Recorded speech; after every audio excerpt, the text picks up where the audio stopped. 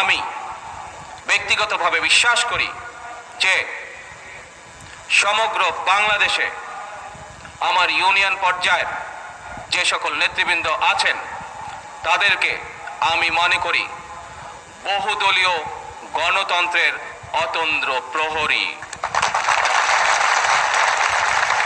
কারণ এই ইউনিয়ন পর্যায়ের নেতৃবৃন্দদেরকে সাথে নিয়ে শহীদ রাষ্ট্রপতি জিয়াউর রহমান